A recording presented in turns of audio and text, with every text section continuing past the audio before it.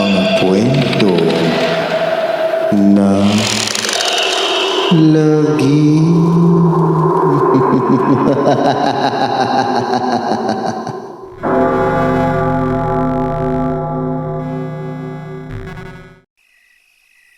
Kamusta mga giliw naming tagapakinig? Mapagpalang araw po sa inyong lahat. Nagugustuhan niyo ba ang mga kwentong lagim? Pwede kayong mag-send sa amin ng mga kwentong katatakutan sa link provided sa baba. I-comment niyo po kung nasaan kayong lugar para ma-shoutout namin kayong lahat. At sa mga gustong magpa-shoutout, i-comment niyo na lang po kung nasaan kayo at kung ano ang pangalan po ninyo. Maraming salamat mga giliw naming tagapakinig. Oo nga no, kuya. Sang-ayon ni Samuel. Bakit nga pala mutyang tari? Malamang na konektado rin iyon sa pahiwatig ni Lolo. Saka, oo nga pala, sa isa sa mga pahiwatig na nabanggit mo kanina, ang hindi ko lang maintindihan ay iyong bakit may puno at may mga sanga. Isa pa nga iyon sa hirap akong intindihin, Samuel. Pag-amin ni Popong, parang konektado na parang hindi. Maya-maya'y biglang nagliwanag ang mukha ni Samuel. Teka, di ba nga grupo sila? Baka ang ibig sabihin ay may pinakapinuno sila. Tapos, iyong ilang nandito ay ilan lang sa mga miyembro o sangay nila. Pwedeng ang iba ay nasa iba-ibang lugar. Iyong grupong pumaslang kay Lolo, malamang na sila ang nandito. Tama ka riyan, Samuel. Palatak ni Popong na nasisiyahan sa itinatakbo ng kanilang usapan. Pero sasandali lang ang pagliwanag na mukha ni Samuel dahil sa kanyang nahinuha. Bigla kasi niyang naisip na mukhang imposibleng kalabanin ang grupo-grupo ng mga aswang. Idagdag pa rito, dadalawa lang sila ng kuya niya laban sa mga iyon. Paano kaya nila tatalunin ang mga alagad ng dilim? Paglipas ng mga ilang araw, buhat ng mapag-usapan ni na Samuel at ni na Popong ang kanilang plano. Kung paano tutugisin ang mga aswang na pumatay sa kanilang abuelo. Sa tulong ng mutyang hugis tari ay napag-alaman nilang grupo pala mismo ng mga aswang ang namamahala sa sabungang madalas puntahan ni Samuel. Nalaman din niya kung bakit madalas siyang talo. Ang mga nakakalaban pala ng mga manok niya ay hindi normal na mga manok. Aswang pala mismo ang mga iyon na nag-anyong panabong ng mga manok lamang.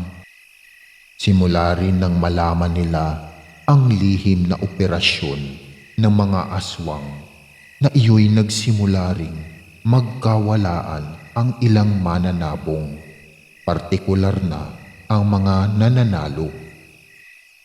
Napakunwari lang palang ipinananalo dahil hindi mismong aswang na nagkatawang manok ang ipinapanlaban sa kanila, bagkus ay normal na manok lamang.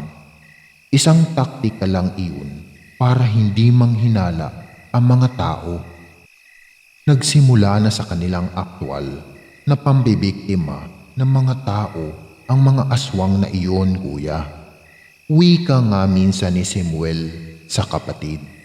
Hindi lang pala sila dugot laman ng tao hayok, pati pala pera ng mga mananabong ay sinasamantala nila.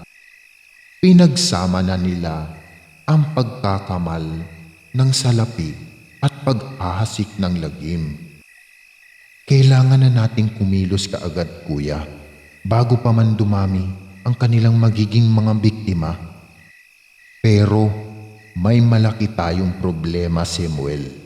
Wika ni Popong habang napapaisip na haplos-haplos ang tumutubo na nitong balbas. Naroroon na naman sila sa laboratoryuhan ni Samuel. Nagmi-meeting sila, wari. Ano kuya? Untag ni Samuel. Hindi basta-bastang mga aswang lamang ang tutugisin natin, sagot ng kanyang kuya. Ha? Anong ibig mong sabihin na hindi basta-basta? Napapantastikuhang muling untag ni Samuel. Hindi sila basta-bastang mga aswang dahil kahit umaga ay nambibiktima sila. Gabi lang malakas ang kapangyarihan ng mga pangkaraniwan lang na mga aswang, sagot ni Popong. Ganun ba? Di sinasabi mo kuya na may mataas pang uri ng aswang? Siya nga Samuel, pag-ayon ni Popong. Naaalala mo ba noong bata pa tayo, yung ikunukwento sa atin dati ni Lolo tungkol sa iba't ibang uri at lahi ng mga aswang? Di ko na matandaan ang tawag sa pinakamataas at pinakamakapangyarihang uri ng aswang. Iyong sabi ni Lolo ay sobrang nakakatakot ang hitsura. Mapupula ang mata, mas malaki sa karaniwang aswang. Sobrang itim ng balat at ang malala, alambring buhok ay puting-puti ang mga kulay. Natatandaan mo ba ang tawag doon? Alam ko na kuya. Gabunan ang tawag doon. Bulalas ni Samuel nang maalala ang tawag doon.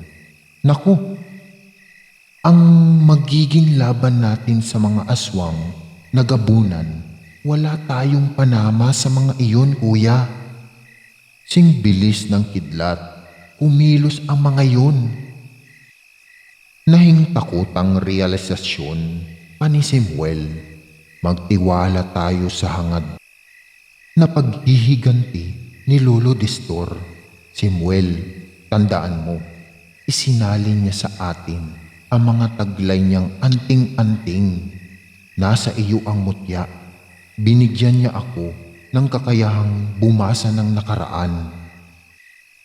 Tapos may isa pang anting-anting na isinalin sa iyo na kailangan na lang nating tuklasin kung ano yun. Huwag kang mag-alala, kayang-kaya natin ang mga gabunan na iyon. Determinadong pampalakas ng loob ni Popong kay Samuel, pero medyo napamisid si Samuel sa tinuturan ng kanyang kuya. Ang problema lang kuya, hanggang ngayon ay di pa natin alam kung ano ang makapangyarihang isinalin sa akin ni Lolo. Baka nga wala Baka hindi lubusang naisalin sa akin, kaya hindi lumilitaw. Duda pa niya. Hindi Samuel, meron iyan. Nakakasigurong wika ni Popong. Si Lolo mismo ang minsang nagsabi sa akin na may uri raw ng kapangyarihang hindi basta-basta mapapalabas kung hindi sa aktwal na laban o anumang eksenang mapapaharap. Baka iyan ang alas natin laban sa mga gabunan. Lubhang malakas daw ang ganyang kapangyarihan. Malakas ba talaga? Pagdududa pa rin ni Samuel. Kung malakas pala, ay bakit hindi nagamit ni Lolo noong nasa kanya pa? Dahil matanda na si Lolo Distor? Paliwanag ni Popong.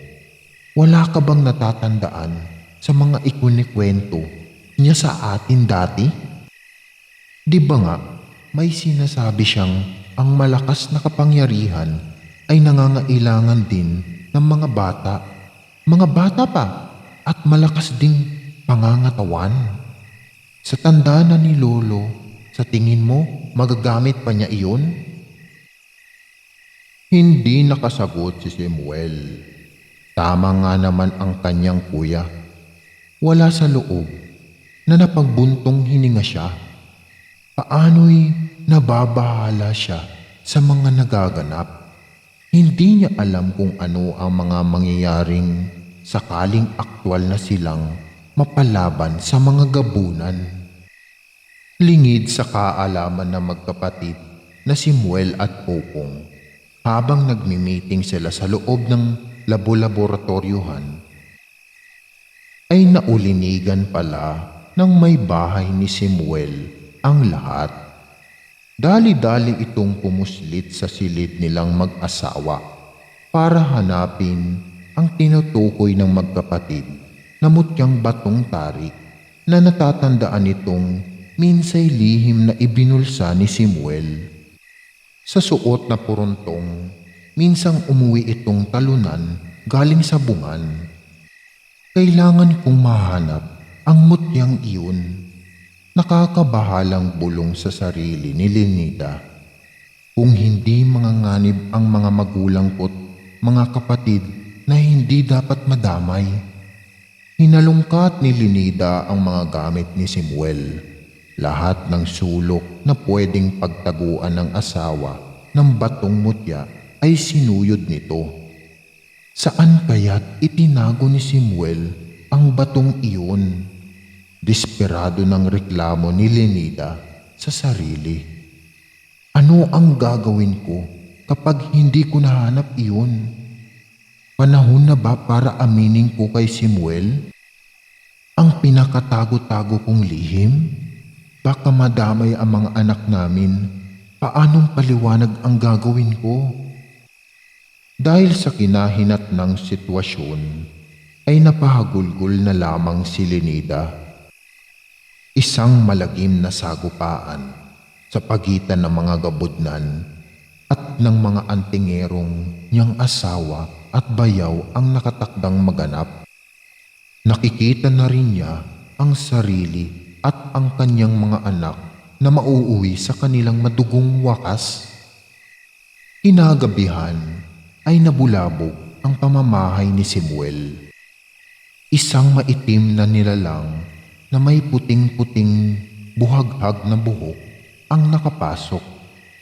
Katakot-takot ang itsura nito. Nakaumbok ang matatalim na mga ngipin at pangil sa naglalaway nitong bunganga. Mahahaba ang mga daliring may matutulis na mga kuko. At may nagsasaganang mahabang dila na parang sa ahas. Sumisingasing ito habang kaharap sina Samuel at Popong. Sa kamay nito'y hawak-hawak nito ang batong mutyang tari, isa itong gabunan. Pinagtulungang gapiin nila Samuel at Popong ang gabunang iyon. Pero wala silang naging panama dahil talagang sobrang lakas nito at sobrang bilis kumilos. Ganoon lang nito kadaling makatakas palabas. Tangay ang mutyang bato ni Samuel. Nanlumo ang magkapatid sa nangyari dahil naiwala nila ang mutya. Pero may ilang bagay na natuklasan si Samuel matapos ang nangyari. Una nang muli niyang siyasatin ang pinagtaguan niya ng mutya ay natuklasan niyang naroon pa rin naman iyon. Kuya Popong, narito pa rin pala ang mutya sa pinagtataguan ko. Takang-takang imporma niya sa kapatid na tulad din niya ay nagtataka rin. Paano nandito pa rin gayong itinakas ito ng gabunang iyon? Ikalawa natuklasan niyang nawala na si Lenida. Ang mga anak naman niya ay ilang natatakot sa kanya at atubiling lumalapit sa kanya. Nang tanungin niya ang mga ito kung nasaan ang kanilang ina, ay umastang parang pipi lang ang mga ito. Parang may mali. Panghuli ay may kakaibang nararamdaman si Samuel sa sarili. Para bang may puwersang nag-uutos sa katawan niya na magpalit na ng anyo na hindi niya maintindihan. Kasabay nito'y biglang umilaw ang kanyang mutyang batong tari. "Kuya, ano itong mga nangyayari?" Naguguluhan tanong ni Samuel sa kapatid. "Saka parang may kung anong kakaiba sa katawan ko at sa batong mutya." Kinuha ni Popong ang umiilaw pang batong hiyas saka dali-daling inakay si Samuel sa laboratoryuhan. Isa pa'y napapansin din nitong tila natatakot sa kanilang ama ang mga anak ni Samuel. Nang naroon na sila sa laboratoryuhan, ay agad nag-concentrate si Popong. Ipinikit niya ang kanyang mga mata habang parang nanginginig na sa poko ng dalawang kamay ang umiilaw na batong hiyas. Sinikap niyang basahin kung ano ang may kinalaman sa pag-ilaw nito. Habang binabasa ni Popong ang mutyang batoy, sinagilahan ng matinding panginginig ang buo nitong katawan. Kapanabay nito'y ganoon din ang nangyari kay Samuel. Ngunit mas grabe ang kay Samuel. Hindi lang siya basta-basta nanginginig, kundi unti-unti rin nagbabago ang kanyang anyo. Nang matapos basahin ni Popong ang mutyang bato, pagdilat nito, muli ng mga matay, gulat na napaatras ito. Nang matuklasang naging isang nakakatakot na gabunan si Samuel. Si Samuel na may gulat at kinilabutan din sa nakitang ipinagbago ng kanyang hitsura. "Kuya, anong ibig sabihin nito?" Pagsinggasing na wika ni Samuel sa kapatid, pati boses niya'y nagbago rin. "Yan pala ang kapangyarihang isinalin sa iyo ni Lolo, Samuel," siwalat ni Popong. Matapos mahimasmasan sa pagkakagulat at pamumutla ng mukha, kakayahang kumopya ng hitsura at kapangyarihan ng ibang malakas na nilalang na kampo ng dilim na mapapalapit sa at hindi lang basta kumopya. Triple rin itong palakasin ang nakopya mong kapangyarihan. Iyan ang baling magagamit mo para talunin ang mga gabunan. Susog pa ni Popong. "Ibig sabihin ay nakopya ko ito sa gabunang nakatakas kanina?" Usisa ni Samuel. "Siya nga," tugon ni Popong. "Ang batong mutyang tari mismo ang umakay sa gabunan na iyon para makalapit sa iyo." "Pero bakit hindi niya ako sinaktan o ang pamilya ko?" Pagtataka ni Samuel. Isa pa, paanong may hawak-hawak itong batong mutya na tulad niyang akin, pero iyang akin ay hindi naman pala nakuha? Tukoy pa niya sa hawak-hawak ni Popong. "Ayon sa isinawalat sa akin ng mutyang ito na galing kay Lolo, iyon ay kopya lamang. Hindi ko alam kung para sa anong layunin at ganoon ang nangyari. Hindi isiniwalat sa akin lahat ng mutyang ito," saad ni Popong. Habang nag-uusap pa sina Samuel at Popong, bigla ay naalerto si Samuel. Nang may kung anong kumusyong nasasagap ang lumakas niyang pandinig. Binalaan niya ang kapatid na maghanda pagkat ramdam niyang patungo sa kanilang bahay. Ang nauulinigang komosyon, may paparating na grupo ng mga gabunan. "Kuya Pong, maghanda ka." Pagsingasing na babala ni Samuel. Kasabay nito'y naging triple ang laki niya kesa sa karaniwang laki ng isang gabunan. Dali-dali namang inilabas ni Popong ang noon pa nakahanda nitong dalawang buntot pagi. Nandoon ito sa bag nito. Pinadasalan nito iyon dahil sa isang antingero doon sa lugar nila sa Cavite. Inakay din nito ang mga anak ni Samuel para proteksyonan. Dinala nito ang mga bata sa isang silid para di makita ng mga ito ang nagbabagong anyo ng kanilang ama. Pagkatapos ay pumaroon sa labas kasama si Samuel.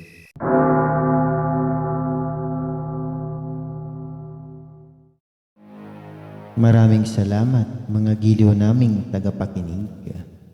Huwag po nating kalimutan mag-subscribe at mag-like ng ating channel para sa mga kwento ng lagi.